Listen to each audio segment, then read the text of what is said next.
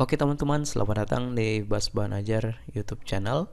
Pada kesempatan kali ini, kita akan membahas latihan berikut ini. Tetapi, sebelum kita masuk ke pembahasan video, saya akan mengajak teman-teman untuk terlebih dahulu mengklik tombol subscribe pada channel ini dan nyalakan loncengnya, lalu klik like pada video ini jika kalian merasa terbantu. Oke, langsung saja kita masuk ke pembahasan videonya.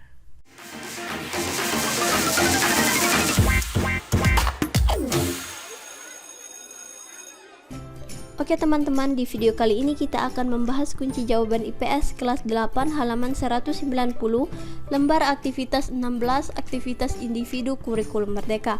Langsung saja kita baca soalnya kemudian kita jawab. Setelah kalian memahami konsep pemerataan pembangunan, kalian diharapkan mampu menganalisis kondisi pembangunan Indonesia. 1. Buatlah esai mengenai kondisi pembangunan di Indonesia. 2. Beberapa tema yang dapat menjadi pilihan yaitu pembangunan dalam berbagai bidang.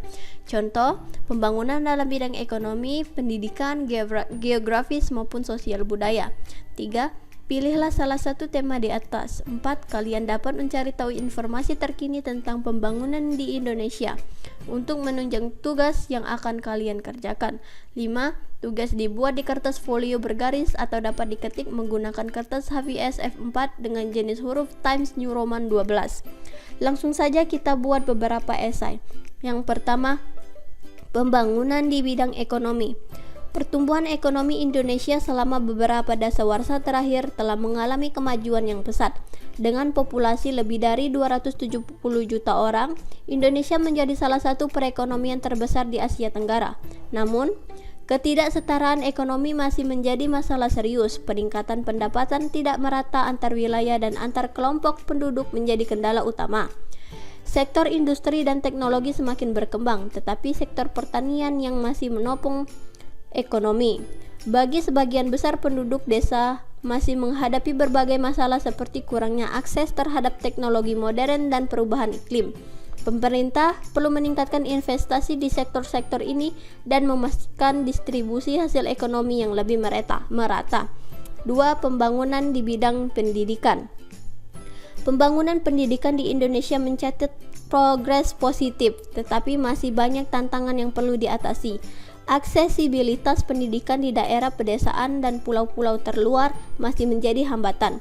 Peningkatkan kualitas guru, fasilitas pendidikan, dan kurikulum yang relevan dengan tuntutan pasar kerja menjadi prioritas.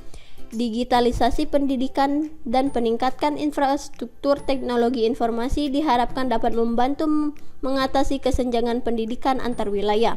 Program beasiswa dan insentif bagi guru yang mengabdi di daerah terpencil perlu diperkuat untuk meningkatkan kualitas pendidikan di seluruh negeri.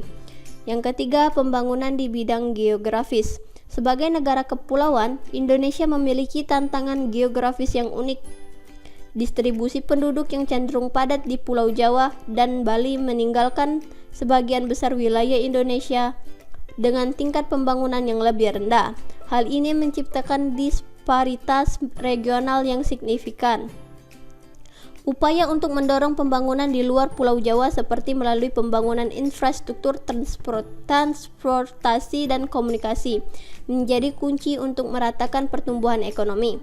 Pemberdayaan masyarakat lokal dan pengembangan potensi daerah menjadi strategi yang penting untuk mengoptimalkan pemanfaatan sumber daya alam dan manusia di seluruh Nusantara.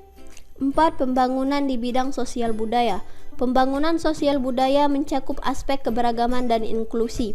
Indonesia yang kaya akan kebudayaan dan tradisi memiliki keunikan tersendiri. Pembangunan sosial budaya harus menghargai dan memperkuat identitas lokal sambil mempromosikan persatuan nasional.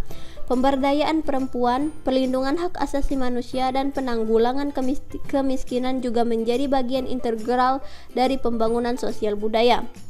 Pemberdayaan masyarakat melalui program-program partisipatif dan meningkatkan kualitas hidup dan mengurangi ketidaksetaraan.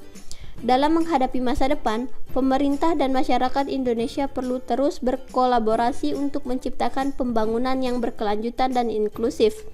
Peningkatan Sinergi antar sektor, pemberdayaan masyarakat, dan adaptasi terhadap dinamika global akan menjadi kunci kesuksesan dalam mewujudkan visi pembangunan Indonesia yang lebih baik. Oke teman-teman, mungkin sampai sini saja pembahasan kali ini. Jika ada jawaban yang kurang jelas atau kurang dimengerti, silakan kalian tanyakan di kolom komentar di bawah, dan sampai jumpa di latihan berikutnya.